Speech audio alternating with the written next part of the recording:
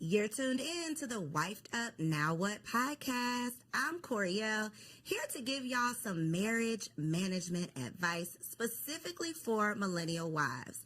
Now, before I introduce my guest, let's just address the elephant in the room. I know that when you saw me pop up on the screen, the first thing you were thinking was, where's TK?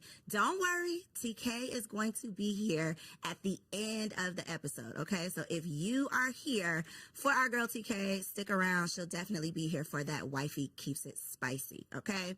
Today's guests are two amazing wives who have some stories to share.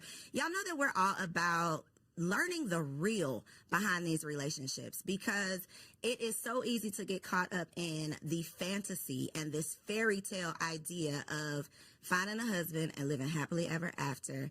And although you might be happy, the ever after part is probably not going to happen.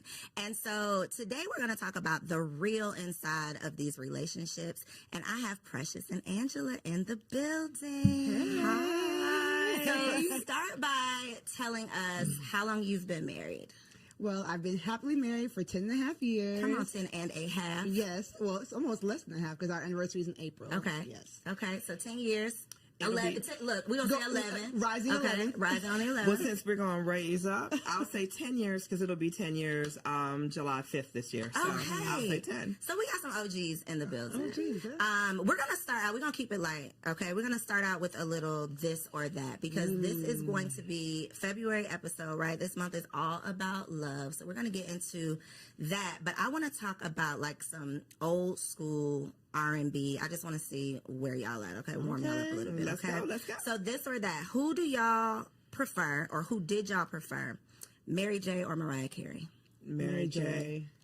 Why did you make that face as if there was no other option? I mean, Mary J has the soul. She has the grit. You know, she's been through some things. I think that Mariah's been through some things more in the latter times. When she first came out, I felt but like... that's not what she was singing about. Yeah, it wasn't what she was singing about. And I mean, from a suburban girl, I just resonated with Mary J because I just was like, I ain't been through these things, but it's interesting, you know? So I think I was more mesmerized by Mary J. Okay. I think everyone can relate to Mary J because she's a little bit more around the way. Your homegirl, she's been through what you've been through and doesn't come across as, no, this can't happen to me. Right. I think Mariah does separate herself from, she's definitely not the around the way girl. Okay, I got it.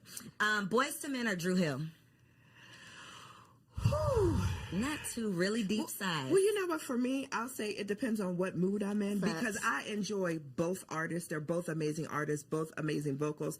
But if you, depending on what mood, that one's a tough one. Now, that one's a tough one. Flip a coin. I'm going to go with Dru Hill, though. See, Dru Hill is the basement parties, the sock hops. Dru Hill was us being fast, yeah. Yes, the sock hops, the dancing, and all that. And then Boyz II Men, I feel like I have to choose Boyz II Men because, like, some of those songs will still bring me to tears today. They're more, like, iconic. Yes, and what band do every single person you relate to? Like, I love the deep voice. I love the high pitch. Like, Okay, so that was a good one. Okay, last but not least, Usher Confessions or Beyonce Lemonade? Beyonce. On the internet, it's Beyonce's internet. Beyonce. Is it? 100, or not two, okay. Is it Beyonce's internet, Angela? I'm going to defer and say, watch this. These are my confessions. Listen, I haven't been to the concert, so maybe. And see, that was a Tiny Desk one. I'm going to go ahead and say Usher. I am definitely in agreement with Usher. Yeah. I think that the album, now I put the album specifically because I think that it would have been hands down like Beyonce, but the Confessions album was so iconic. Priceless. Yeah, it's just like, how can you compete with that? I don't want to revoke my card because I just never really was like, I'm not saying it's anything against it. You're not familiar with that? I'm familiar, but I wasn't like one of those people that was playing it on repeat. Okay. Like, I don't know what era of my life. Every minute of every song. I don't know what era of my life I was in then, but college, freshman year. Yeah. Look, I know what you was doing. Freshman year of college, it was no. Okay, it's a no for you. Okay, Beyonce Lemonade. Okay. So just a little fun to warm y'all up. Now we're going to get into some reactions. It's a lot of craziness going on these internet streets, right? But one of the perspectives that we don't often hear is the wife's perspective. We are always talking about relationships with single people, which is cool.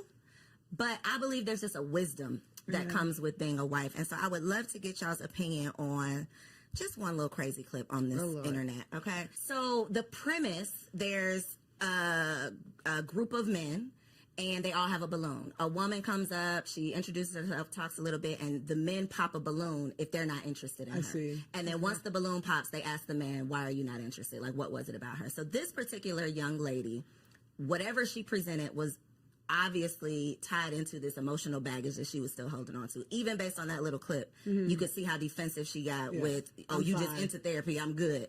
People, we all need therapy. Let's say that. We do. But the part that stood out to me was, I don't care how you look. I can afford you. I got the money. But emotionally, I'm not dealing with that. Right. And I think so many women, so many single women, so many beautiful or successful single women these days think that their beauty or success is enough.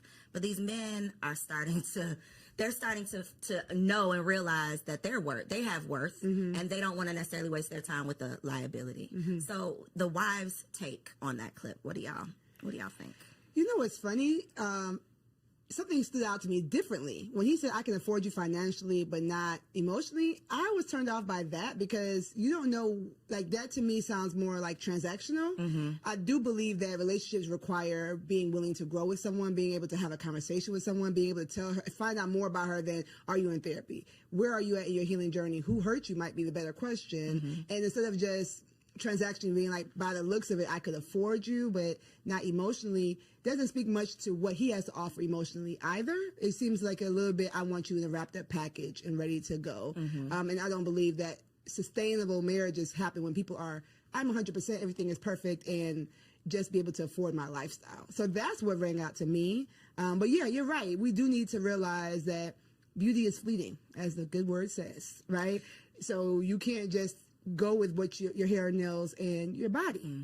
You've got to offer more. For me, that was a little bit different because I just experienced watching two single friends of mine who I introduced dating. The man came back to me and said, I can't do her emotionally. Oh, wow. And I had a very deep conversation with him about what does that mean? So I think, and his answer was from a male perspective, and it was, I can love you, compliment you until I am blue in the face. If you don't believe that, and if you don't believe what I'm sharing with you, there's emotionally, I can't carry the relationship for the both of us. Right. So for me, that statement took me back to that conversation that I recently had. And I think that was a strong statement. That was a real statement, because individuals, regardless if it's the man or the woman, if you're coming to a relationship broken, Right. it's not going to be a healthy relationship. So we need to do the inner work to heal and present our best selves as opposed to presenting our broken selves. And we're all broken in some way, shape, or form. So let me say that.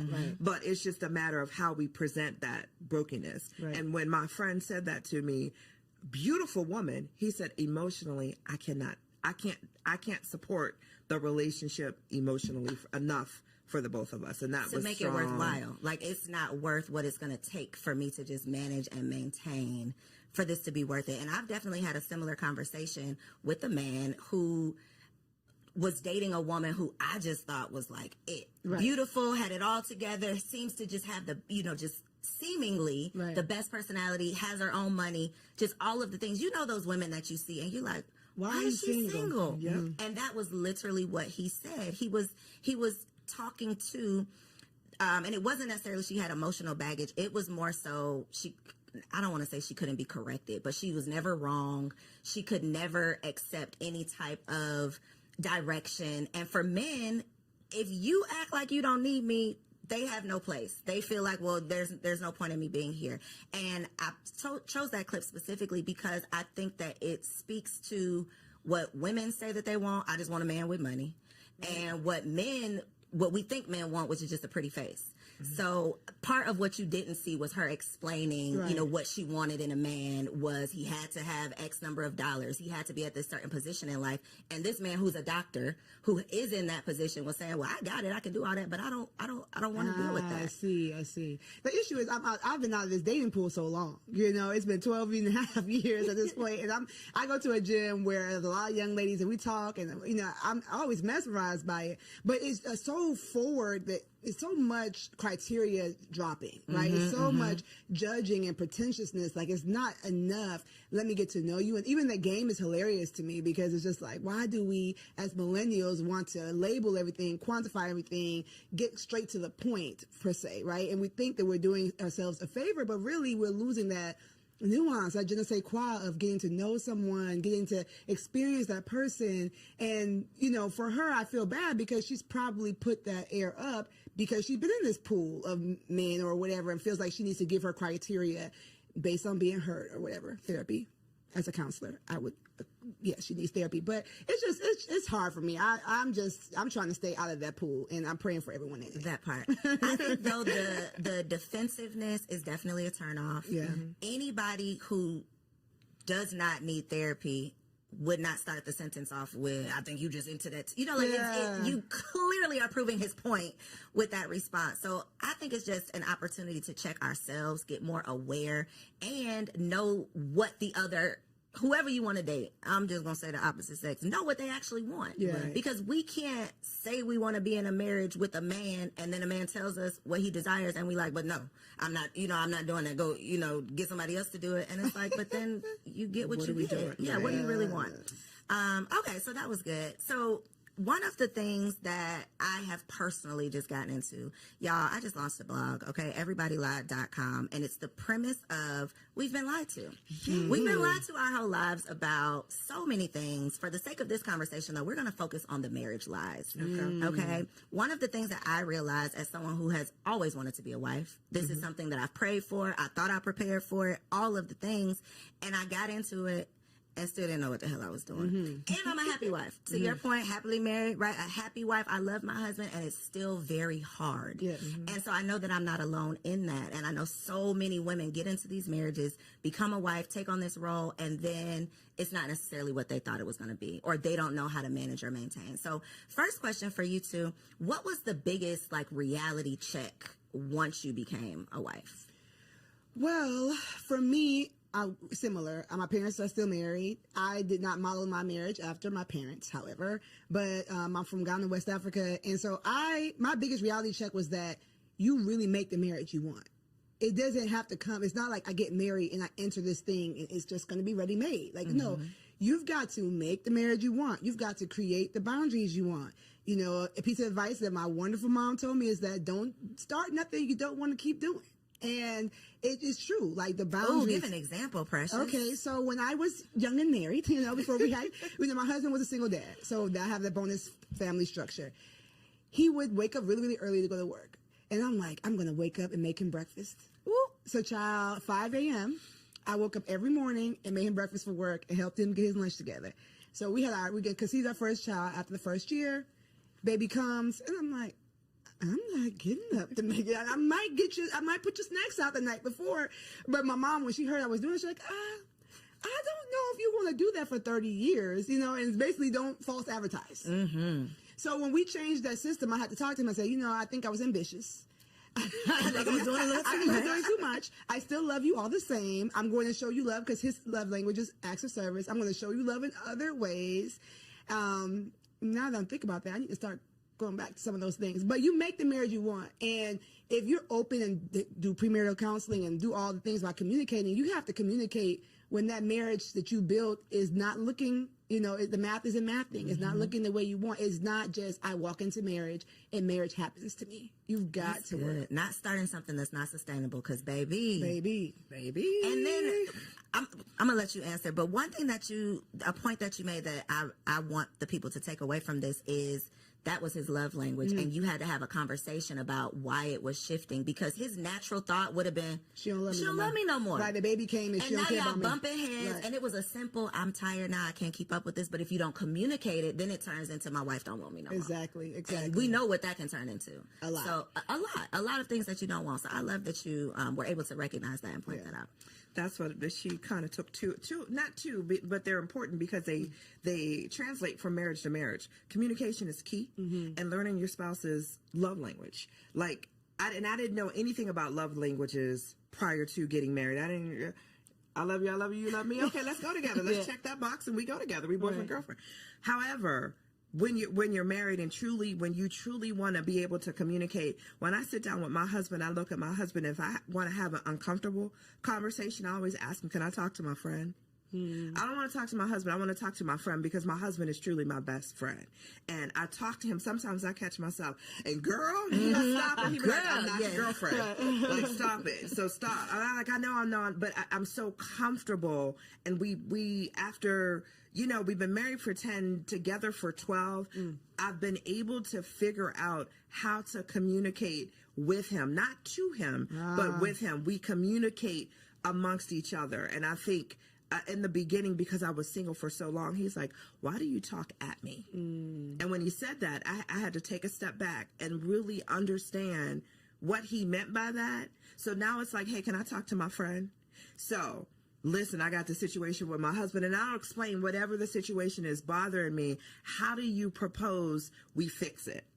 And then he'll giggle, and he's like, so should I answer as your friend or your husband? So it's just finding relatable ways that's not going to make someone defensive, that's not going to make somebody automatically shut down and not listen, but finding creative ways to communicate. So I'm going to go back to, I love when we first started dating. Like, so let's talk how we talked when we were dating before we got married. And then I had to understand, what is your love language, and incorporate his love language into our communication to keep things easy. So again, it's just that communication and knowing how you want to be treated and how your spouse wants to be treated. And that is, and making your marriage your own to what Precious said. Like, no one has a blueprint, and you want your marriage. You want to enjoy your marriage. You want to be able to say, hey, I love it here. Yep. That should be it. I love it here. Yep.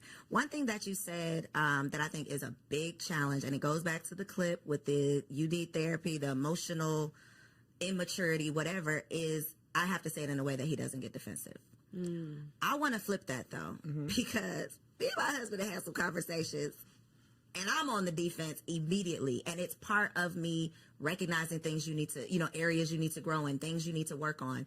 I am very non-confrontational, so I don't want to have those tough conversations. But baby, in this marriage, it is not what you want to do. It's what needs to be done. And so for a woman who's not willing to mature or grow or evolve or go to therapy or work on herself, marriage is not going to work. It is not going to last. she need to stay single. You have to stay single. I put up on threads, if you can never be wrong, you should never get married. Like, if That's the point nobody of can marriage. check you, That's the point of marriage. What are you honestly. doing? Like, marriage is your mirror. Marriage is motherhood too, if we're going to get to that. But marriage and motherhood are your mirror. Okay, alliteration. You're going to see yourself in the way you never saw yourself while single. Right? If you see and it's yourself going to be uncomfortable. it's going to be so uncomfortable. If you see yourself in your own eyes all the time, then, I would say get some really deep relationships, even with the opposite sex, even with your own gender, before you get married. Get people in your life that are going to challenge you. Iron sharpens iron, right? That are going to challenge you and show you where you're fleeting. I know nowadays roommates aren't popular. Like I said, this is a new thing for me, but I am a proponent of maybe having a roommate. It depends on your age. Somebody that's just going to show you, like, you do this and it's weird. Like, stop doing that. And if the first person who has a hard conversation like that is your husband, then he's going to be the enemy. Yep. Then it's you and it's not me, because nobody else has ever told me this. Exactly. But you've never allowed anybody that close to you.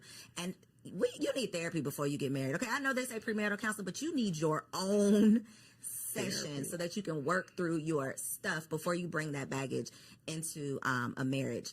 How has your communication had to change within your marriage? because you said you've evolved into, I know how to approach the conversation now. What did the unevolved Angela look like with these conversations? The unevolved Angela looked like I was that female because I got married late in life. And when I say late, I was 44. Yeah, I was 44, right? I was already set in my ways. So as individuals, when you, and I was a single mom. So raising my son, for me, I was pretty much set in my ways. I knew how I wanted my day to look from start to finish, or how I would move throughout the day from start to finish. And having someone in your space and having to consider another human being, another individual, learning to listen before I speak, because he was like, you answered the question I didn't even ask you. Like, let me get the question out, because I was on the defense and wanted. He goes, listen. So for me, I had to listen to how he was saying.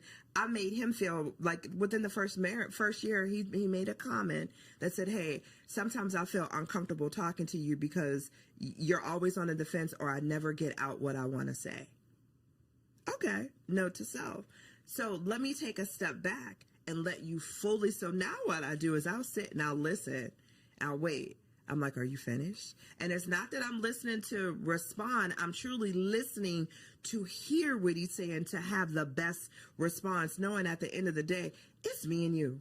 Like this isn't a competition. We're here to grow and evolve each other. So if you're telling me that I make you feel a certain way when you're talking to me, let me just listen first before I go to respond. And in that way you can feel comfortable with saying whatever it is that you want to say to me without me coming back at you. Well, you didn't do right. And it's not about me. It was his opportunity of telling me how I make him feel. So I don't respond back with, well, you do XYZ to me, or you do.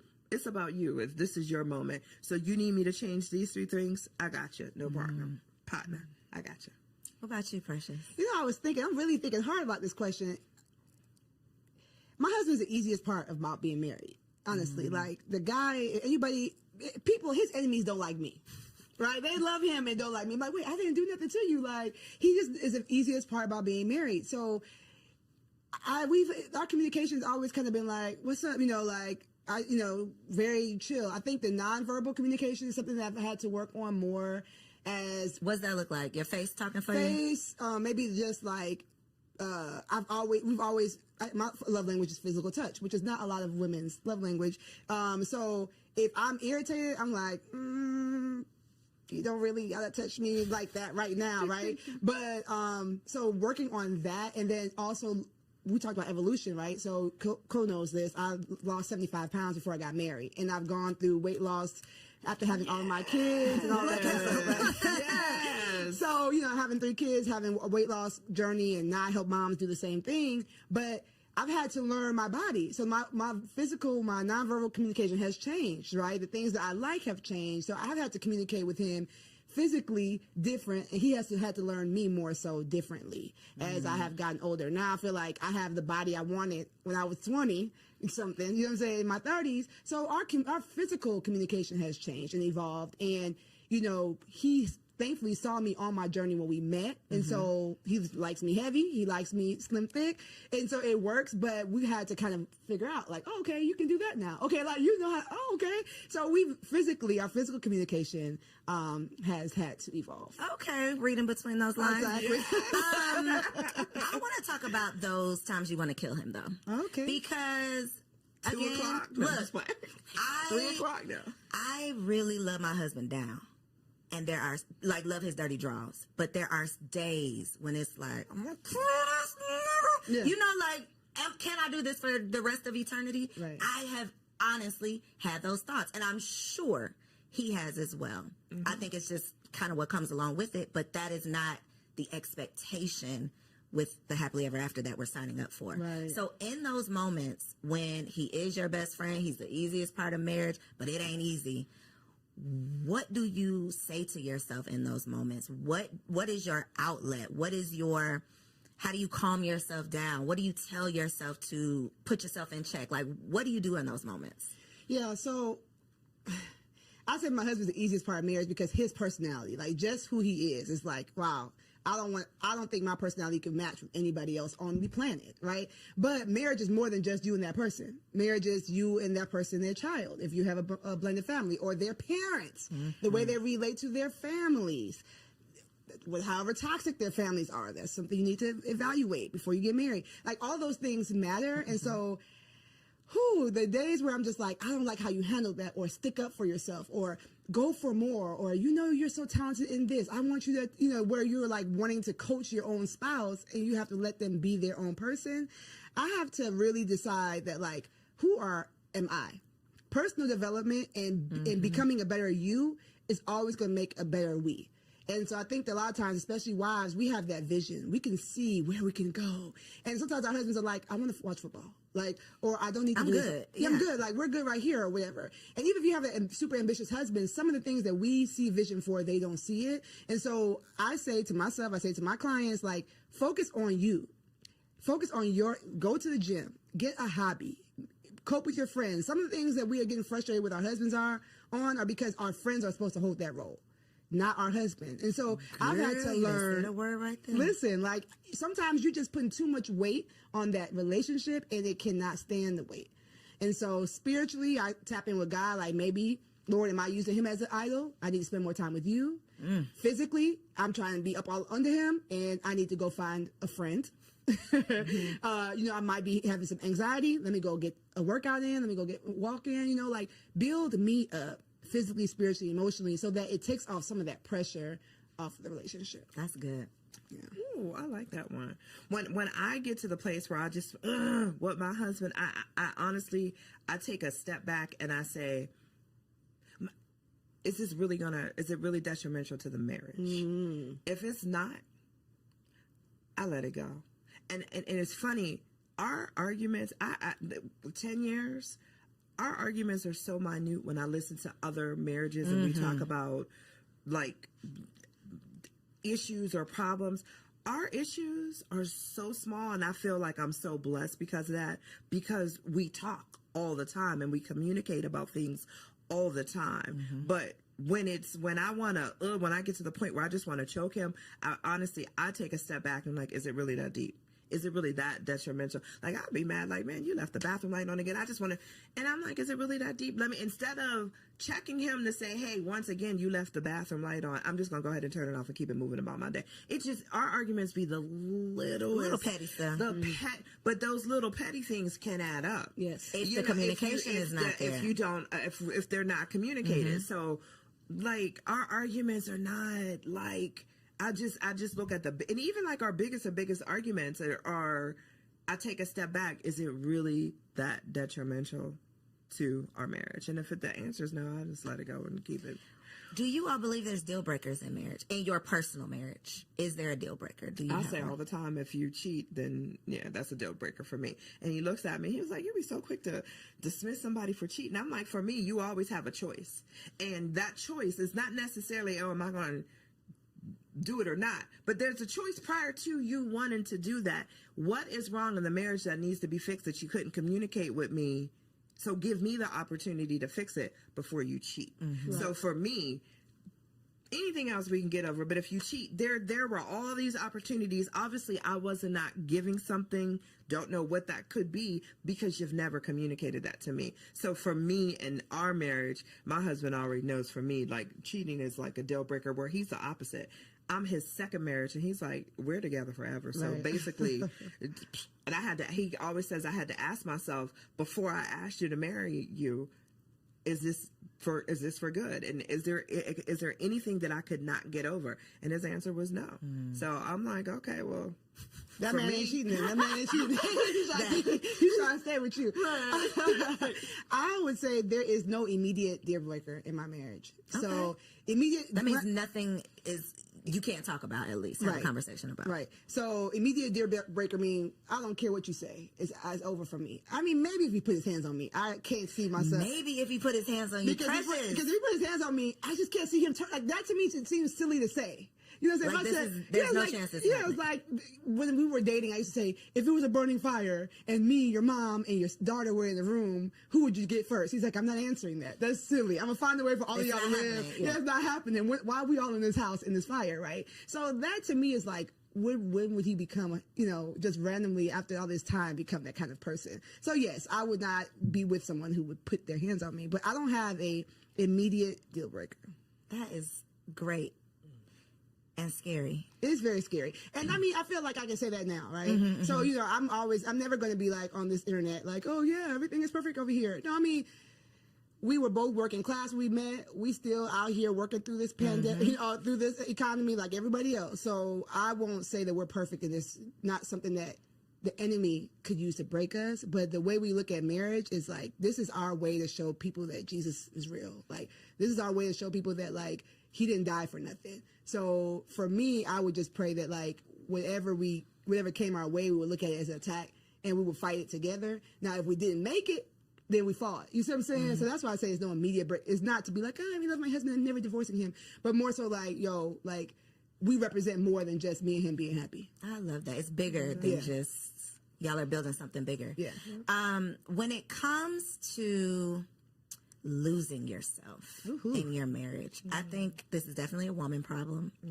And I think it comes down to what you said, Precious, of a lot of women, when we find this man of our dreams, I would just speak for myself, not a lot of women, me.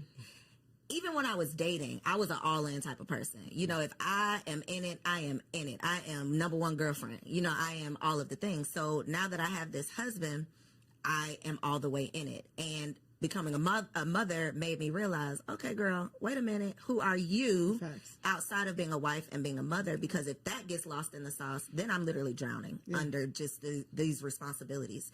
And so y'all being in the game 10 plus years, how have you managed to maintain your identity outside of being a wife?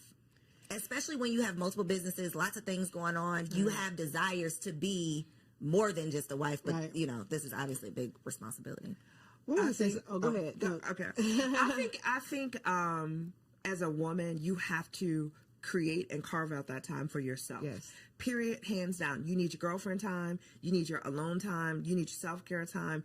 As long as you are always making time for yourself, whether it's perfecting your craft, like Precious said, picking up a hobby, you have to 1,000%, just as much as being a wife, being a mom, we're all of that. Those are important. So is being myself. So when you have those days where, hey, guess what today? Y'all, I'm going to see you later because I'm going to go get my hair done. I'm going to get my nails done. I'm going to go to the spa. I'm going to relax. I'm going to go eat with my girlfriend. It's so important to make sure, not just the women, but the men too. It's just so important that you're taking that time for yourself and you're truly developing. You don't give up. I hear some people say, well, I gave up my dreams and aspirations because I'm a wife and a mom. What made you think you had to? Because the times are evolving. Yeah. There's things as nannies, like so much that people did not have access and finances to when our parents were coming up, or who we had as role models or marriages, role models in terms of marriages to model after. We didn't see that. We saw the wife staying home and being the wife and mom, and that was it. That's not where we're at today. And a big part of that is always making sure that we as women allot that time for ourselves and not feel guilty about it. Ooh, the guilt part. That part. There's nothing wrong with saying no because I'm taking time for me. Because if we're not good for all the other roles that we have, we can't be good for anything. So we got to be good to ourselves. You already know that she's speaking my language, right? So I heard you speak. One thing I want to affirm you, because I'm always going to do that, is that when you're a woman such as Co, and you're doing all these things as a single woman, society was going to tell you that it's not possible to have it all. It's not possible. So when you get into this beautiful marriage, it's like, okay, I got to work. I got to give everything I can to this because this is an anomaly. I'm an anomaly to be able to be this self-made, 6-figure, maven, right? And so that's a lie. Right? Everybody lies. See, that's a lie. That's a lie. You can have it all. You might not have it all at the same time, and you might not be the one to do it all, but you can. Okay. Thank and you. so you're welcome. You're welcome. It's gonna be, we in the trenches. No hood like motherhood. So we're in the trenches. But to your point, when I teach the LIFT framework, which is my framework, one of the letters is the F, the freedom mindset. That fighting that guilt. And what you said about the T, taking your turn, I'm not gonna go into that, right? Like you take your turn, you do stuff for you, but you gotta start with the mindset of why do you think you need to be lost? How, if you lose yourself, will your husband have someone to love? Will your kids have someone to nurture? Like, getting better gives him a new woman to love, right? Every time I get better, every time I lose an inch, every time I get a new hobby, it's like, it's spicing things up without him having to go find somebody else. You see what I'm saying? And so I think that we have it backwards where it's like, oh, I've got to martyr myself for the things I love. But no, you're giving them a diminished version of yourself. And so even if mom guilt or wife guilt, because I feel like I have more wife guilt than mom guilt, them kids will be all right. Yeah, them kids will be all right. Yep. I feel like y'all have each other. I birthed all y'all so y'all can have each other, go on and play, right? But sometimes I'm like, I'm at this thing, I could spend more time with my husband, or I bring him something home to eat. Like, I have more wife guilt than mom guilt, but I have to remind myself that, like, the things that I'm doing to make myself better, make me happier, make me more understanding, make me more energetic. You know what I'm saying? Like, go to the gym, sis. Take the time for you, like, because you're going to be a better version of you when you get there. And so losing yourself is normal. It's more normal. That's a lie, too. It's more normal than you think. You might be beating yourself up and saying, why? I can't believe I let myself go. I can't believe it. A lot of people are doing it. But they're not talking about it. But they're not. Which is the point of these conversations. Because when I see the perfectly curated homes, all this not a figment of our imagination, because I'm seeing it right here on my timeline. It's social media. It's what we think is the norm, and it's like, no, that is not. First of all, that's not even real, probably. But we are comparing our real lives to this fantasy or fraudulent 18 seconds, 30 seconds. clip that we see.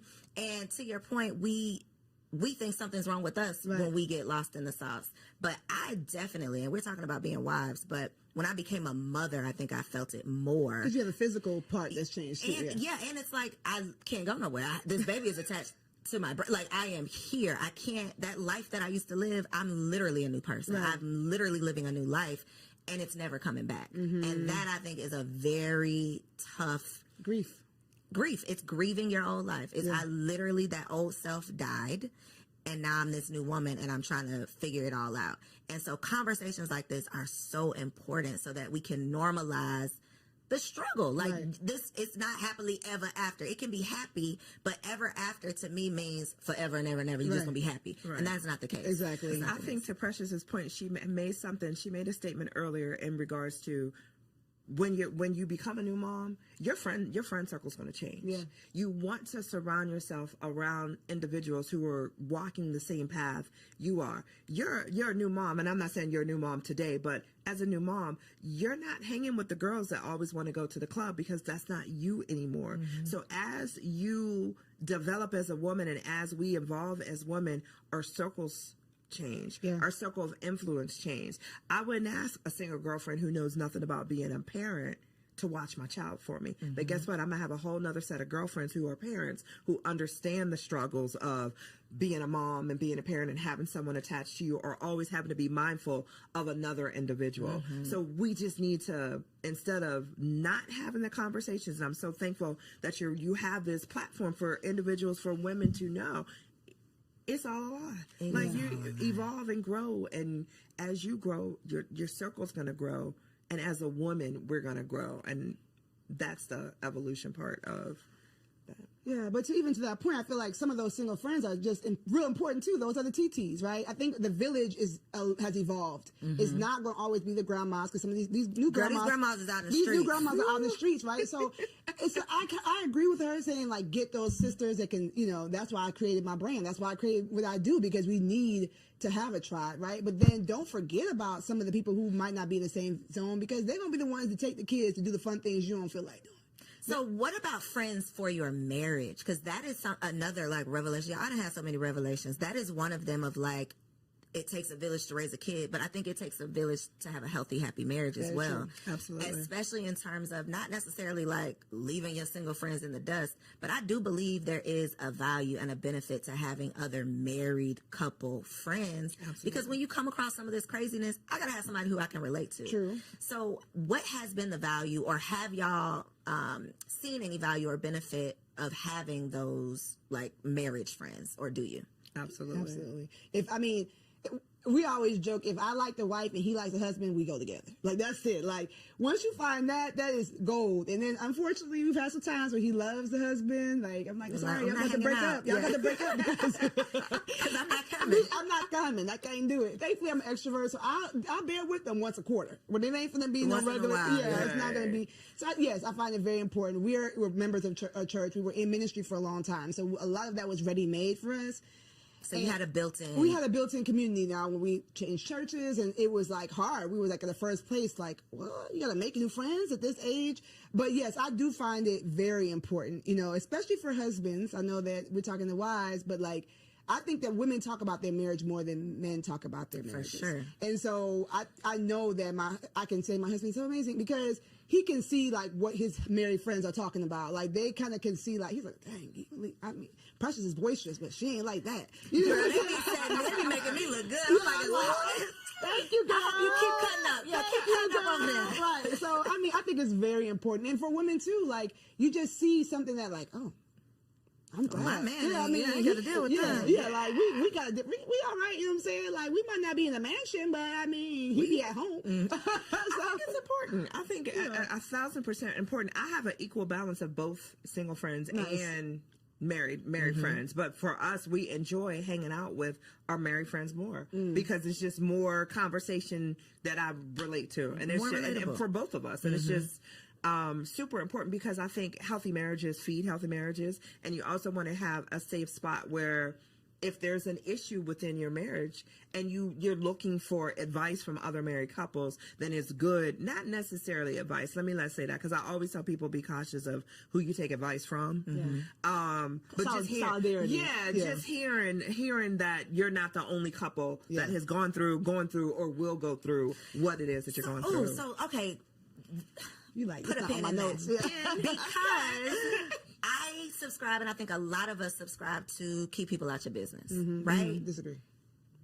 So this is where I'm going, because that is not necessarily the healthiest mindset or way of being if you truly do need an outlet. You truly do need a sounding board. So where do you draw the line? It's very gray of, I don't want y'all in my marital business, but I do need a friend. I do need support. I do need some advice or some help or whatever, and I don't want to be over here alone, because that's how I ended up, staying in an abusive relationship for too long. I wasn't talking to my friends. I wasn't telling anybody my business. I was trying to keep it all to myself. So God forbid anyone finds themselves in a situation like that and don't want to share, because we've been preaching, keep people out your business. Right. So what's your stance on that? I talk. Me too. I like, if you're my friend and you're our friend, you want what's best for us as a couple, I'm going to talk. I will pick up the phone in a minute and call my husband's best friend and say, let me tell you about your boy. Or I will pick up the phone and call his wife and be like, hey, I'm going to share this with you. Do you experience this? Maybe because you can whisper it to him. And so I talk. If there's an issue and it feels something that you want, that I feel that I need to get off my chest, I'm going to talk. I don't sugarcoat nothing. I don't hold nothing back. And sometimes if I need to be checked, I look for my friends to check me. Am I wrong? Or tell me and that's how, and I have a girlfriend that I go to, and anytime I start the conversation, okay, I need you. Am I wrong? She's like, hold on, let me get my coffee. But so you want those friends where you want to know that you're talking in a safe space, and you're talking and you're going to get great feedback back. So but I don't listen, hey, no one's perfect. What about family though? No. Is it only friends? Except for my sister. My best friend my sister's my best friend. So, but even with her, some things I feel like if it's going to change the level of advice she gives me in the future, I don't tell her. Explain that. So it's sometimes there's something that you might be going through that's a recurring thing, right? And you feel like if I say this recurring thing to this person, it might shift the way they advise me moving forward. So I need somebody who's really clearly, like, me and her are 13 months apart. Like, my drawers are dirty, she's like, girl, but that's, it's just a stain. You know what I'm saying? Right. So, she'll tell me I'm wrong, don't get me wrong, but some things it's like, okay, I'm I don't need to I'm hear done that with right this now. recurring thing Yeah. that you know. So I think for me, I do talk. As you can see, I do talk, but we've already used wisdom in the circle. Like it's only, but he knows the 3 people I'm told. It's not gonna be this random friend I met at work and it's like we're best Now friends. she in your business. Yeah, no, Right. it's like he knows, and then he gonna know if her husband texts him. It's like, oh dang, she didn't told. What's the call? Like, Told on. yeah, right. Like, and the same thing. I'd be like, I don't know what's going on the phone upstairs, but they're talking longer than normal. Are you okay? You know, to my friends. So it's just like, you can't come stay here, so let's talk because what's going on with 'Cause y'all have to work that out. Yeah, y'all gotta work that out. So we have a standard on the people that we trust, and then I have working and continue to work on that. I speak of him the way I would want him to hear me speak of him. So if I'm telling somebody something, if I haven't talked to him about it yet, I want, if he overheard me, it wouldn't be like, dang, like, so you just calling me low down and no good. Like, you know, like I I respect my husband when he's there, when he's not. And I don't speak to people who are going to be like, yeah. That, you know, like speak negatively of him too. If somebody has that type of vibe towards marriage, like, because you know, these husbands are, You are not the person. You are not the outlet. I person I'm can't. talking And I can be to. super close to that person, right? But if their view of marriage or based on where their marriage is, they're ready for you to like, yes, like finally, especially like I told y'all, my husband's liked by everybody. Yes, finally he did something. Because you know, all these husbands don't do. No, don't be all these because then now I'm defensive. I came to you to complain about him, but now I'm like, but wait, No, but wait a minute.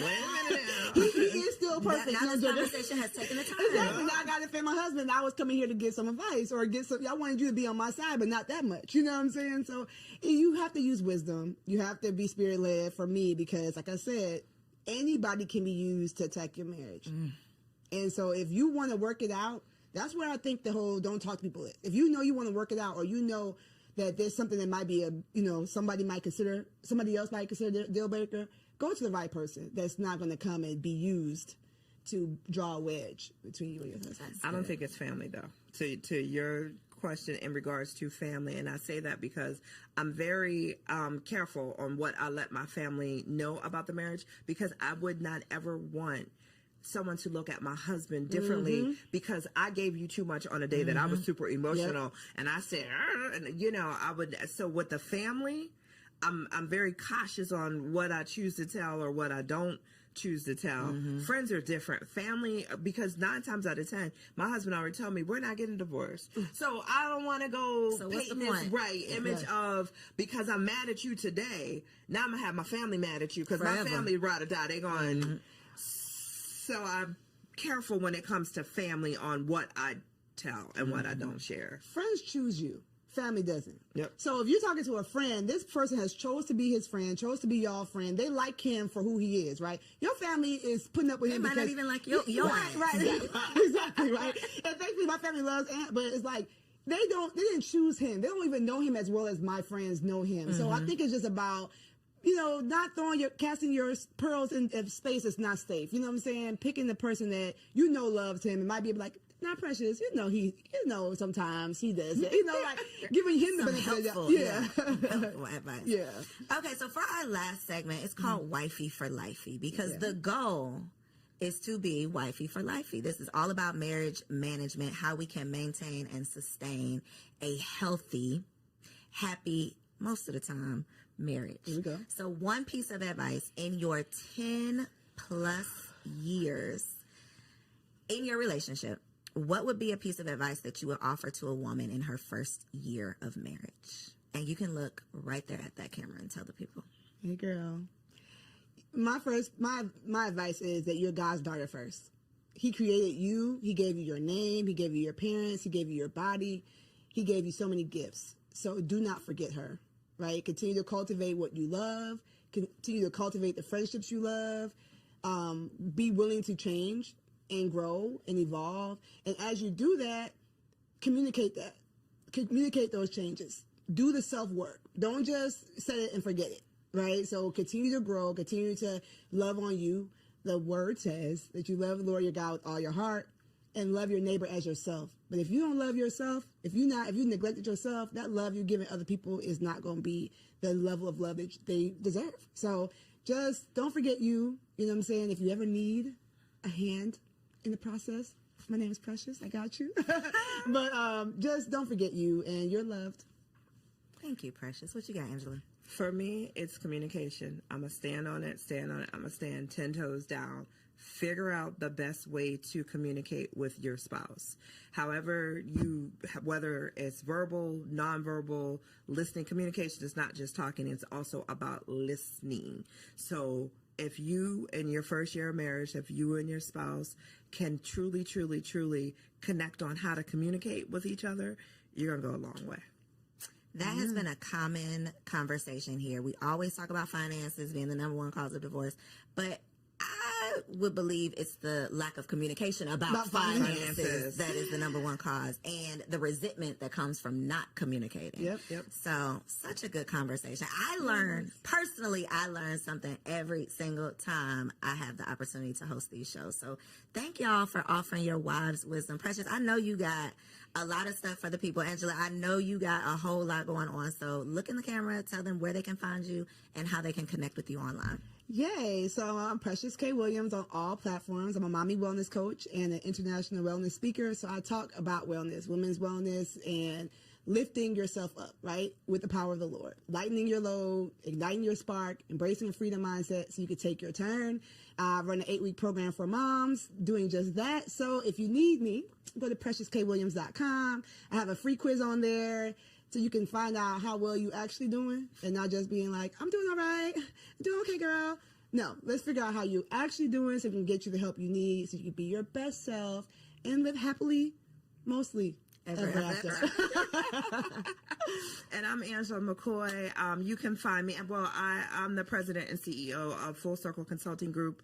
We do public relations, we do marketing, we do artist management and events. So if you ever need a fantastic event, we got you. Yeah, you're an artist, you need management, we got you. Public relations, we got you. And if your company needs help with marketing, we got you covered there. You can find us at fullcircleconsultinggroup.com and Full Circle Consulting Group on IG. Two bossed up baddies that are still out here living healthy, happy wife life. Okay. So I hope y'all enjoyed the first part of today's episode. We are about to get into Wifey Keeps It Spicy. TK is the next face that you'll see. Catch you on the next episode. Hello, beautiful ladies. Welcome back to another Wifey Keep It Spicy segment with your girl, Takesha. I'm super excited to be back. Yes, with another banger, of course. This is the month of love, February. That's why I got on my red, keeping it sexy. But Valentine's Day is right around the corner as well. And so, of course, I had to give y'all some gems, some jewels, some tips, the tea on how to keep it spicy. Listen, this week is for the big girls. Okay. What do I mean? Because I'm about to challenge y'all to something all month long. Okay. I'm not just about to drop some gems for y'all to be able to enjoy one day. No, baby, we are about to have thriving sex lives and intimacy with our spouses forever. Okay. So we're going to lay down some foundational work, right? I want to challenge y'all as your sister, as your auntie, as your friend. Okay. Am I auntie? But as your friend, I want to challenge you to two things. Okay. I need you to ask yourself if you are ready for the challenge. Why am I challenging you? Because I have done these things. I have experience in these things, and they have absolutely elevated my intimacy with my man. Okay. So if you want to elevate your intimacy, if you want to keep it spicy, I dare you to accept this challenge. Number one, I challenge you to step up in your femininity, specifically in the way that you dress in your house. Okay. A lot of us need to go ahead and fold up the leggings, the oversized t-shirts, the hoodies, the sweatpants. Fold it up, sis. Let's fold it up. And we're going to wear our little house dresses around the house. Okay. We're going to wear elevated loungewear around the house. Okay. We're going to wear those Ross and TJ Maxx summer dresses in the home. We're going to get oiled up. We're going to look cute. Why does this matter? Why am I challenging you to this? It's because when you feel feminine and you feel soft and you are taking care of yourself, you will be more prepared to be able to be intimate later on at night. A lot of us are complaining about being tired and being drained and being overworked. And we just feel like we're in this masculine energy. Well, here's a small tip to step into that feminine energy so that you can be all you need to be when it is time to do what we need to do. Wear those dresses around the house all month long. Step into your feminine essence, right? I just want to put this caveat out there though. Be prepared for your man to want it all the time, and be prepared for you to want it. Okay. Because when you walk past that mirror and you see your silhouette and you see how good you look, you see how you jiggling and wiggling and smooth in that dress, you are going to feel confident. It's going to boost your self-esteem, and it helps you thrive in your femininity, which is absolutely attached to your intimacy. The second part of this challenge, and this is for the big girls. Are y'all ready? I want to give every single last one of y'all some homework. We are going to set our man down. We are going to set our husbands down. And this is exactly what we are going to ask. We're going to ask how we can be a better wife. We are going to ask for them to share with us all the areas that we could work on. We are going to ask for every aspect of our lives. How am I as a mother? How am I intimately? What is the things that you want from me? Talk to me, Big Daddy, right? And I know a lot of y'all like, girl, he the one that need to be elevating. He's the one that needs to be asking me these questions. But I just want to challenge y'all to take the lead. I want to challenge y'all to become more self-aware so that not only are you stepping into your femininity, you're looking more feminine, you are aware of the places that you need to grow in. You are aware in the areas that you need to stretch in. And therefore, overall, just allowing a space for a phenomenal place of intimacy to thrive. A lot of us think we're doing excellent and we just might not be. And that is okay. It is better to have your feelings hurt a little bit and become fully self-aware than to operate in full delusion and just be suffering. We don't want that. We're not building up a culture of women who think it's all about them. So this month we are challenging ourselves to be big girls. We're challenging ourselves not only to know how to be fire in the bedroom, throw it back, do all these tricks, but we're going to be phenomenal women. And so this is what's going to set up for the long lasting, mind blowing sex that we all want. So that is my advice. That's my tips for this month. I want y'all to comment down below, not this month, but this week. I want y'all to comment down below if you are accepting the challenge. Will you wear dresses all month long? Will you kind of get a little sexy and elevate that loungewear? And are you going to set your man down to really find out what's tea? Let me know in the comments.